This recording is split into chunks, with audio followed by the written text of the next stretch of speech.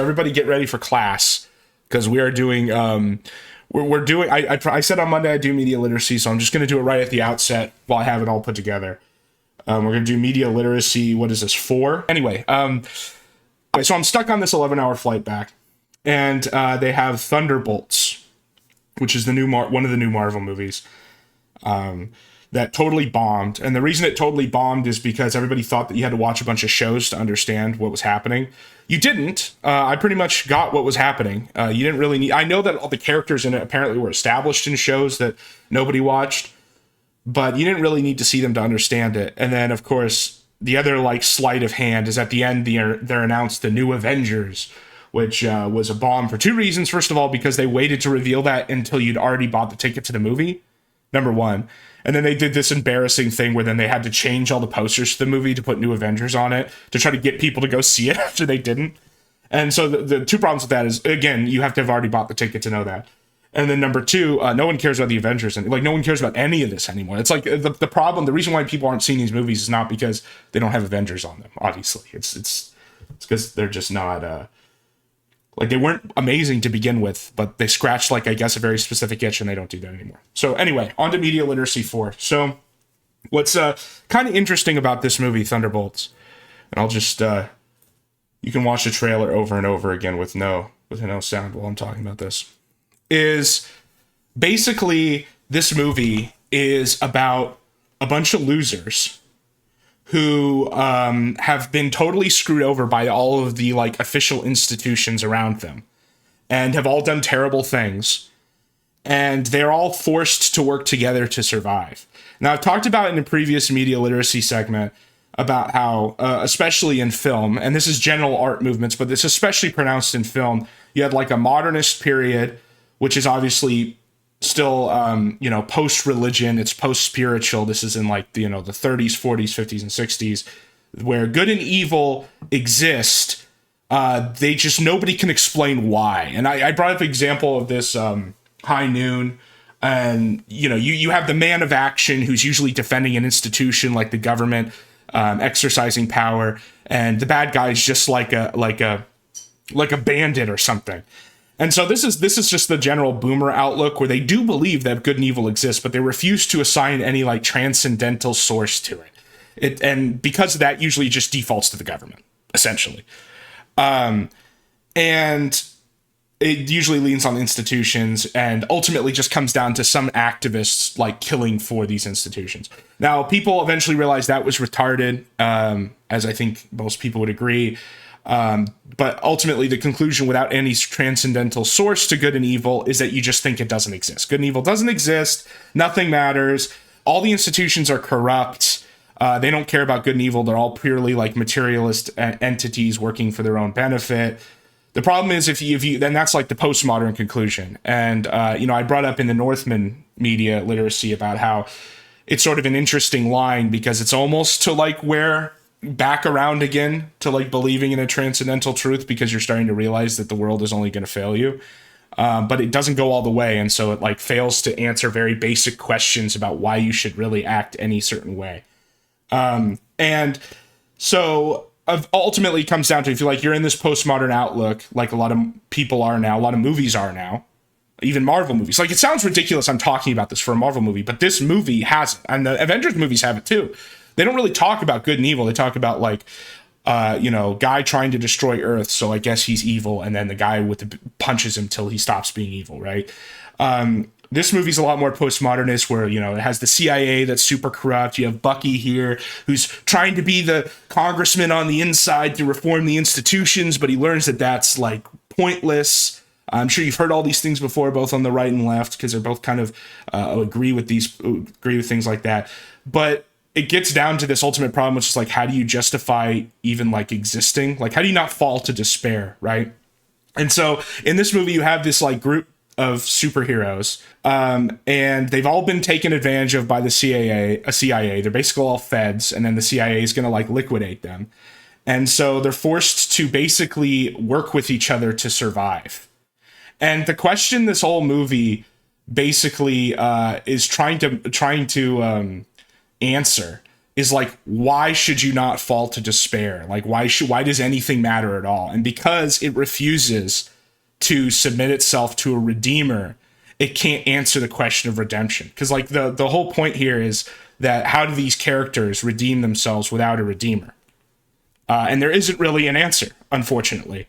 So you have them survive, and there's this guy, Bob, who, and he has no powers. Bob has no powers, but ultimately he ends up being the most powerful because he's like a CIA-fed MK Ultra type experiment. Again, you have this stuff where like all the institutions fail. And he's literally just bipolar, like canonically bipolar. And because he's bipolar, when he's like on his high, he thinks he's a god. And when he's on his low, he falls to despair. And again, this movie's trying to answer the question of like, in a world where you can't trust any institutions, where there is no good and evil, nothing matters, how do you actually justify continuing your existence? This is like the Stranger Camus stuff. Except at least Camus got one step higher than this movie. At least Camus was like, oh, well, you just have to basically psyop yourself into believing in God. This movie can't go to that extent because of obviously who makes it. And the result of not coming to that conclusion, this movie literally ends on a hug. This Bob guy who falls into his depressive spiral, but is like the most powerful entity in the universe. So obviously that's bad when he's depressed. The way he's redeemed is by them all hugging. And then they all hug, he stops being depressed, and then they rejoin the CIA. Like, who just betrayed them and everything. They submit to the institution. And, you know, I guess what the movie's trying to say is now they're the ones with the cards over the institution. The problem is you can't have a whole movie about how, like, the institutions are corrupt and then think you're going to be the one to reform them, right? It's a half measure that the movie itself seems to disprove. But again, all of this comes down to an issue that a lot of art now, this postmodern art has now, where they recognize this issue of like this existential issue where if nothing matters, there is no good and evil. It's like, why even live?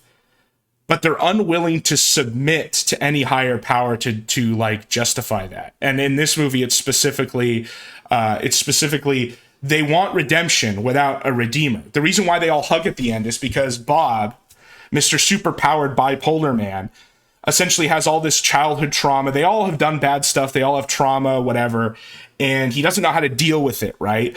So the way it's pitched to deal with it is, we'll all deal with it together, whatever that means. And he's seeking redemption. They're all seeking redemption. That's very clearly subtext of this whole movie, is they're all fuck-ups and they all want redemption. But they're unwilling to submit to a redeemer.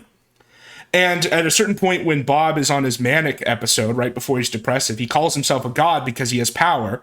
And then it fails, right? Because to be God, you have to be more than just powerful. You can't just be physically superior. You have to be morally superior. And this gets into the, like, to have redemption, you need a redeemer thing.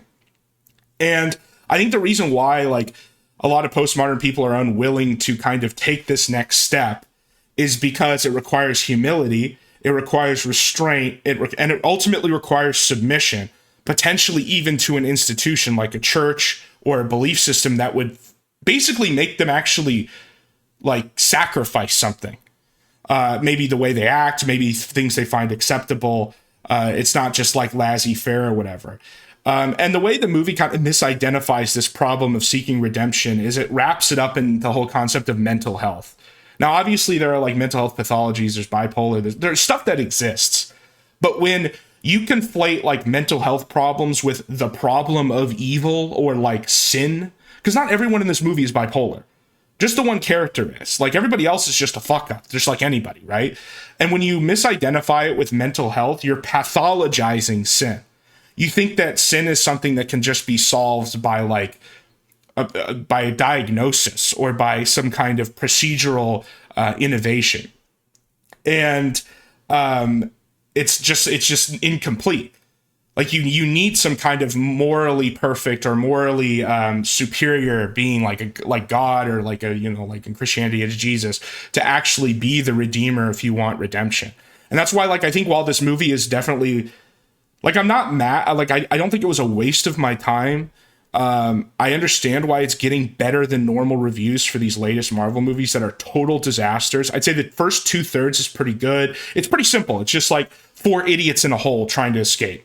like just trying to survive, right? That's fine. That's fine for an action movie like this. It falls apart though at the end, where it's like it's building this syllogism of logic of like, okay, how do we deal with like why do we exist if nothing matters? And then it just doesn't give you an answer. And it would be less bad if the movie didn't open on a literal scene with Black Widow 2, which is what this lady is, kind of talking about dealing with her despair and looking for a solution. And then the movie doesn't provide one by the end. The solution at the end is, like I said, a group hug. Unironically, that is how the movie ends. That is how the despair is conquered, is a group hug. And like a generic line about how, well, you know, whatever our problems is, we'll face them together. As if them all being imperfect together is enough for like redemption. No, it requires like it requires something that's perfect to redeem imperfection. So like I'll give this movie like a 5, which is like really good for these Marvel movies, because I do think that it's the only one that I was willing to watch, even if it took a 12-hour flight. But I do find it kind of emblematic of this general philosophical like stun lock that a lot of this art has, where they're recognizing this problem in youth now, and like not just youth, but people in general, where they're seeking meaning. They can't answer the problem of despair. Things don't seem to be getting better, but it doesn't actually give you an answer that is philosophically satisfying. And like something that's philosophically satisfying shouldn't require like a degree to understand. It should be immediately apparent when you encounter it, and especially when simplified in a movie like this. The other thing I wanted to do is go through the reviews here, because some of the reviews highlight what I'm talking about, just from like going over them briefly. And most of them are positive. Like I said, this movie did get pretty good reviews. I don't think they're entirely undeserved. Like I said, the first 2/3 of the movie is pretty good for like a simple Marvel, guys fighting, punching each other movie, whatever, I guess. But it's just this conversation around this movie and like mental health that kind of made me want to talk about it, because beyond the fact that the main problem character, that's the bad guy at the end, is clearly like more than just despair. It's like he's bipolar. The fact that they think the solution for all the other characters who are all like losers and depressed or like have done bad things is just this broad sense of like idea of mental health, or we'll hug it out. I think it really highlights why I think people are, there's statistics saying people returning to religion. I don't know how true any of that is. It's kind of, I'm very distrustful of most statistics, because what you learn is that you can kind of find statistics for anything. But there's definitely like a cultural psychic moment that's been occurring the last like 10 years, where people are starting to realize that being like a Rick and Morty, cynical, nothing matters, atheist nihilist doesn't actually make your life any better or solve any of these problems. So they're trying to go past that, but they're unwilling at the very end of the day to actually admit that there might be like a higher power that would create such meaning. So if depression, trauma, and how does it fight it? Again, this is the problem, is it doesn't fight it. It doesn't give you the answer at the end. And for anyone who would say like, oh, well, you just want it to be a Christian movie. Yes, I do. Like, yeah, I would want it to be a Christian movie. But, let's be a little more reasonable. I think that even being able to give a better answer than just hugging it out would be better. Like even the sort of mid-century theism that won't say God, that won't say Christ, but admits like a higher power, like a lot of those movies in like the 70s are like that, would be better than this. In many ways, Thunderbolts feels like a superhero in its own right, delivering a powerful PSA. What is the PSA? Let's look here. What did I say the PSA? But none have tackled mental health. How do you tackle? Like some of the language around this, it's just so like it doesn't satisfy you, right? Tackling mental health. First of all, they hug, right? Second of all, like no one's mental health issue, like this guy's pathology is not treated by the end, which is like he's bipolar, and these people's depression, their depression is solved by joining the CIA and becoming the new Avengers. So what? That's the solution, is get promoted. Again, like the movie goes to such efforts to explain that these problems, like there's an entire speech at the beginning of the movie where Black Widow 2 is like, I have a good job, I get paid a lot, I'm good at it, and yet I'm still unsatisfied. I still can't like get over these bad things I've done, or like essentially sin or whatever. So like that obviously isn't enough of the answer. This is as fresh as it gets. I don't know about that. Hits its message squarely on the mark. Could that message have been louder or more You see, how is this a feature review when it keeps talking about the PSA, the message, and then doesn't give it? Explicate your thesis, lady. That's the first rule of media literacy. At least say it's about capitalism. Come on. Sincerity. For a long time, yes, this movie did come off as more sincere than normal for these Marvel. That's not saying a lot. It still felt kind of focus groupy with the whole mental health thing, but it's hard not to be more sincere than these movies usually are. This movie rectified that. Depression, suicidal ideation, apathy, yes, despair. There's one word for all this. It's called despair. The church fathers figured it out 2,000 years ago. And all of it was kept there without trying to make you turn away or think of, well, there's a lot of jokes in there. As you think through the agony on Yelena's face, that's her name, I forgot. I'm just calling her Black Widow too. Seeing how much her past affects her. See, this is what I mean. Like, the main character isn't bipolar. She's just depressed because of, like, past sin, right? And this is why, like the title for this is going to be, like, Thunderbolts Redemption Without a Redeemer. And that's why, like, it's a mutilated victory at the end. That's why it's not satisfying at the end. Because to have redemption, you need a redeemer. And a true redeemer must be more than just physically perfect. They have to be morally perfect. And the movie does not present a redeemer. It just presents the promise of future redemption if we all hug long enough. Absolute banger with a strong message within. More enjoyable. Yeah, like the stuff that just focused on them escaping it's not a prison, but like the box is the best part of the movie because it doesn't really play in anything more. I think this is probably one of the most, if not the most humane movie, filled with following their anti-hero being flawed, broken, and regretful. Yeah, but the point of having a flawed, broken, and regretful character is to see how they're redeemed. And when that doesn't happen, like, redemption is more than just beating the bad guy. Right? That's not... Okay. She's the star. Yeah, I mean, I think she did a pretty good performance. I thought she was really bad in Oppenheimer, but she was not bad in this. Good, but not... Oh, see, we already got the revisionism here. And whenever I read review, this is kind of what motivated me to do these these media literacy moments, because even within the subsect of like critics that all have the same worldview, they all have the same premises, they'll like squabble over stupidities that don't matter, like philosophically, like even the guys who are supposedly they're not on the outside anymore. You know, like Critical Drinker is the perfect example. You know, where he's the truth, like that's how he presents himself. I'm not saying he is, but like, oh, the message, and I'll tell you what they won't. Like, he still is fundamentally, like, his philosophical background for looking at these is completely the same as all of these guys making them, because he already was in the industry. He wrote his like books that didn't sell and all that shit. Overpraising, which is a solid movie, but is hardly amazing. If it had come during the MCU's glory days, it would have felt like a solidly average movie, but it would be a long... Okay. I'm gonna have to point this out.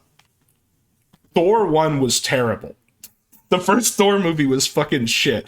It was one of the worst of them. I would not put it against... Or Black Panther. Oh, is this person talking shit about... Oh, this person's racist. Wait, can we respond to these? I miss the old IMDb. Do you guys remember how IMDb used to be before it was bought by Amazon? It had a forum. Yeah, a full-on forum. If it was still like that, I would make a fake account right now and give some funny responses to these reviews. But you just can't do it anymore. They don't let you. Yeah, look, yeah, you can't do responses. That's tough. The Marvel movie I didn't know I needed. This is what I mean, is I think that they are tapping into a real thing, like a real psychic phenomenon now, which is that even dumb people have sort of gotten to the end of the postmodern rope, where they're like, okay, wubba lubba dub dub, nothing matters. When do I start to feel better? Like, you know what I mean? Like, when do I start to be cool? Like, when do my problems start getting solved? And then they don't. Manson is yeah, he is. After a string of recent disappointments, and the problem is that, like, they get to the end of that rope and it ultimately leads one place, which is that, oh, if I'm going to find meaning, it has to come from an outside like my existence must be formed by an outside intelligence, and if that's true, it must be both morally and physically, like materially perfect. And if so, then I should probably do what it says, and that would require restraint and submission. And like I said, not even necessarily in a Christian sense. Obviously, there are other theistic religions. That's the one I would prefer as Christianity. But what I mean by that is, a lot of these people also want to hold on to the whole laissez-faire, do whatever you want as long as you're, non-aggression principle, like whether they call it that or not type stuff. The problem is the minute you acknowledge a higher power, that's the first step to acknowledging that there might be things that you want to do that you shouldn't. And a lot of these people are stuck in the outlook that we're all on this earth just to coom, just to feel good.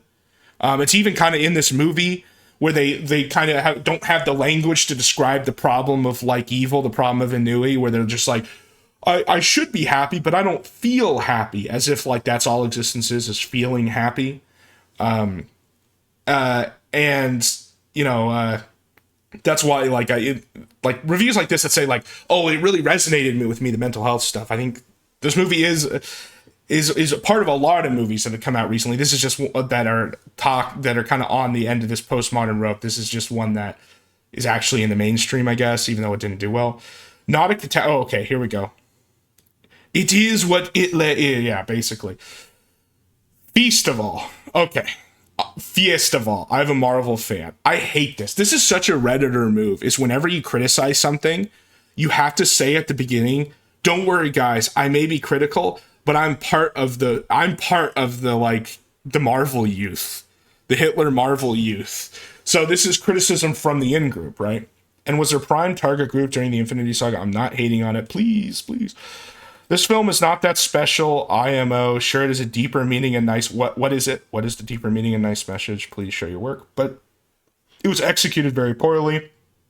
Hell, it wasn't even a Thunderbolts film, but more a Florence Pugh solo movie. Well, that's called The Protagonist. It's having a protagonist to the movie. It's generally a good idea to do that. She's my favorite act. Florence Pugh is your favorite act, like, in general? All the other characters were just there. Is this what these people were called? Okay. One cool scene and the rest is just generic, not funny Marvel. Is this a parody review?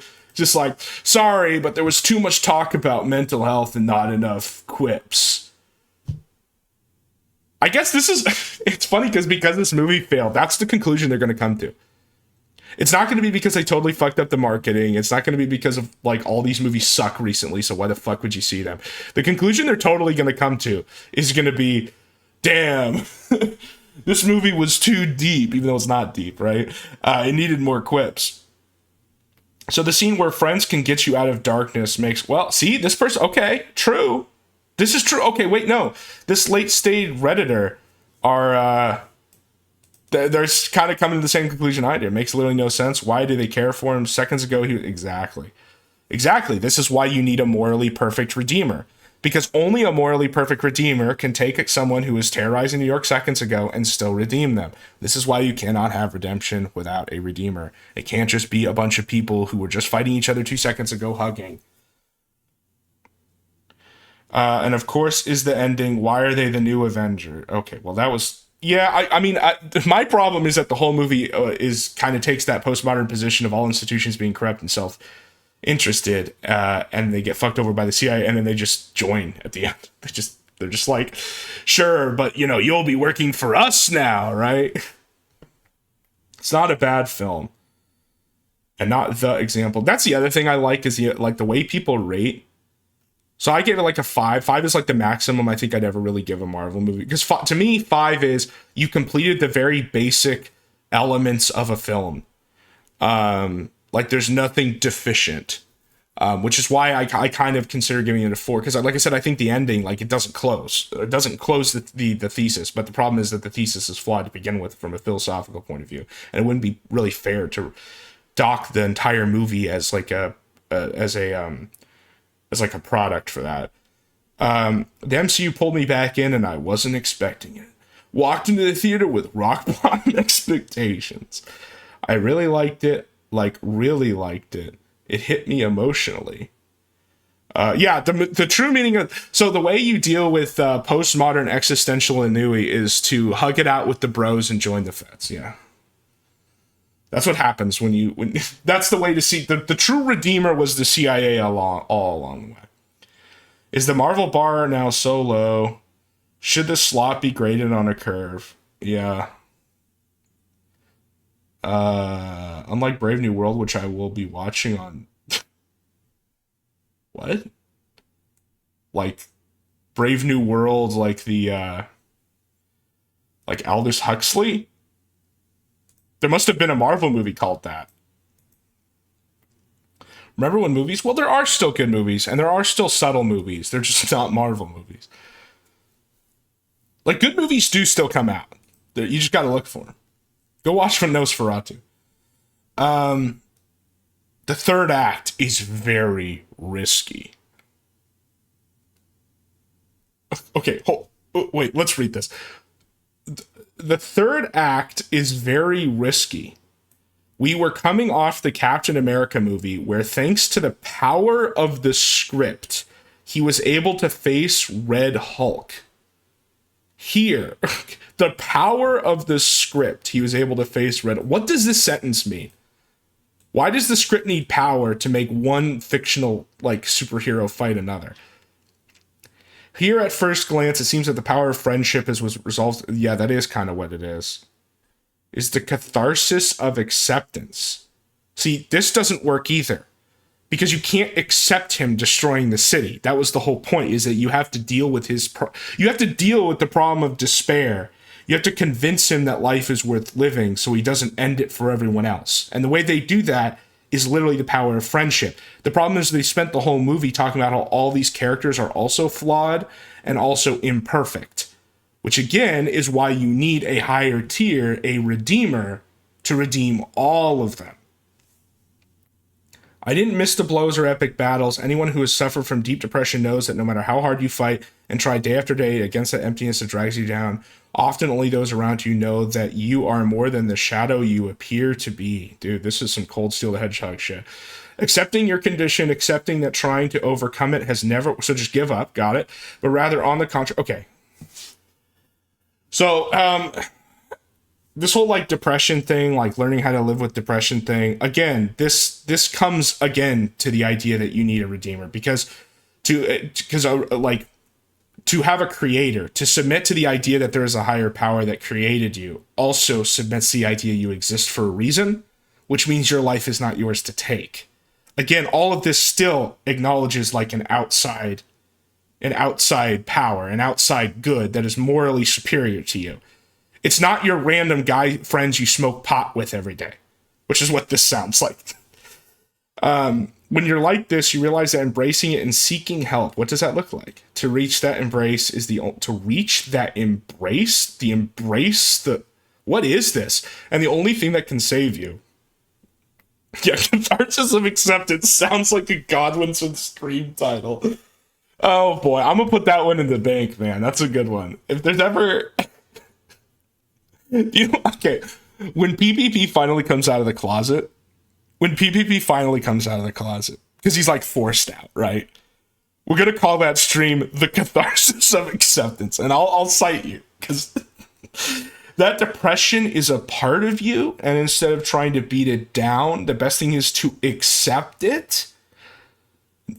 Dude, this is why guys like this need to have a higher power, because it's like, bro, you were made for a reason. You were made like with a plan. God had a plan. It's not to just smoke weed and be depressed all day. Maybe I'm overanalyzing this last part, but it really seems... No, you're not overanalyzing it, because like you can analyze anything to death. What do you think this segment is? But this conclusion is kind of my whole point. I'm glad we read this, because this whole conclusion is exactly why this movie fails to, like, why when in like the postmodern premises, if you don't eventually get out of them by accepting the existence of God, you just end up here. This is the final stop on the train. And this doesn't sound like a great way to live. This doesn't sound like solving the problems that were posited by the worldview.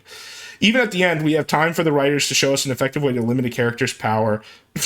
Not with the cloud. That is true. Okay, the idea that okay, so the idea that you have a superhero who has unlimited power, like he's like he's like omnipotent or whatever, but he isn't OP because he's just like insane. He's just bipolar is kind of funny. If I unleash my power, I'll unleash that monster. Simply brilliant. Okay, who cares? Whatever. Fizzles into fantasy fluff. Brave New World is a Marvel movie where Black Captain America fights Harrison. Damn. The last Marvel movie I think I watched was Endgame. So I'm way out of fucking, I don't know what's going on over there. Your last stream was Kino. Is this the media? This is the media. I'm getting the boring stuff over right now, and then we're going to jump right into Spud Hunter, okay? Just because I promised I'd do media literacy. Thunderbolts, here's a 5. Let's see what they don't like. Okay, this is like an AI written review. This is an AI review, okay. Up their game. Okay, oh, this is the one I wanted to read. Kicks off strong with a fun, gritty energy as a ragtag. Yeah, this is actually the part I like. The first half, yep, takes a strange turn. The teen ends up fighting an unbeatable Superman-like clone named Bob. Yes, Bob, using the power of French. So yeah, this is more succinctly, and this is sort of like the bell curve, like the low IQ and the high, well, I wouldn't say I'm high IQ, but like just for meme purposes. Ours agree, and then the midwit is like, this is amazing. The start as a grounded, edgy action film movie shifts into something abstract and soft, like filler meant to. So I don't think it was like I said, I think the abstract stuff is trying to answer a real thing that is occurring culturally. It just can't do it. I want to see the Punisher to see if it's as base as I think it is in my head. Haven't they tried doing the Punisher like 3 times?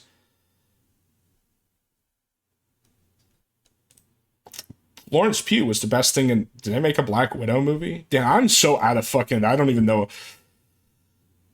That's my new rule, by the way. This has been my rule for a while, is only to watch superhero movies on airplanes. You know what was... Okay, do you know what movie I actually enjoyed watching? Because I watched it alongside this one.